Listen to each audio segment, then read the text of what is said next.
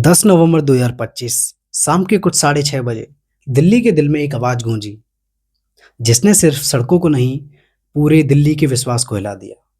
Red fort station के पास एक blast हुआ। लोग दौड़ने लगे, चीखें गूंजने लगी और दिल्ली को फिर से खौफ में डुबा दिया। पर सवाल ये नहीं कि ब्लास्ट हुआ, सवाल ये है किसने किया, कैसे हुआ और सबसे बड़ा सवाल क्यों। शाम के टाइम रेड फोर्ट के पास ट्रैफिक यूजुअल था। मेट्रो स्टेशन के बाहर एक व्हाइट सेडान खड़ी हुई थी जिसमें लोगों ने देखा एक लड़का कुछ कर रहा था।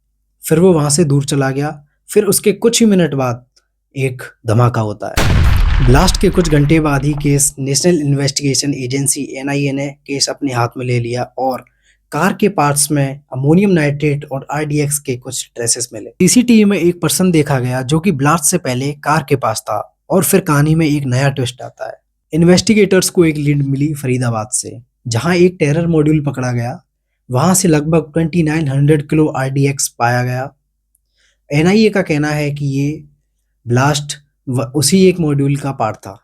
सोर्सेस के मुताबिक एक डॉक्टर भी इस प्लानिंग में शामिल था जिसे पैनिक ट्रिगर करने का डाउट है। अभी तक किसी टेरर ग्रुप ने ये क्लेम नहीं लिया, लेकिन क्लूज पाकिस्तान बेस्ड हैंडलर्स और स्लीपर सेल्स की तरफ पॉइंट आउट कर रहे हैं। सिक्योरिटी एजेंसीज अब चेन में कनेक्ट कर रही है, फरीदाबाद के मॉड्यूल से लेके दिल्ली के रेड फोर्ट ब्लास्ट तक। एक एरिया जहां रिपब्लिक डे परेड होती है, एक पीएम की स्पीच होती है, उस जगह एक कार बॉम्ब कैसे घुस गई? क्या ये सिक्योरिटी लूप होल था या फिर अटैकर्स ने सिस्टम के ब्लाइंड स्पॉट्स को समझ लिया था? एक्सपर्ट्स कह रहे हैं ये एक प्लांट इन्फिल्ट्रेशन था। ब्लास्ट छोटा था लेकिन पर्पस बड़ा था, लोगों में डर फैलाना और सिस्टम को चैलेंज करना। ब्लास्ट के बाद सिर्फ एक एरिया ही नहीं, पूरी दिल्ली हिल गई।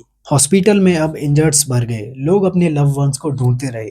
एक माँ जिसका बेटा ऑफिस से घर आ रहा था, वो अब कभी घर नहीं आ पाएगा। लेकिन इस अंधेरे में एक रोशनी थी, पुलिस, डॉक्टर्स और आम लोग जिसने लोगों की मदद करी। रेड फोर्ट ब्लास्ट एक अटैक नहीं था, एक वार्निंग थी कि हम लोगों को अलर्ट रहना होगा, अवेयर रहना होगा।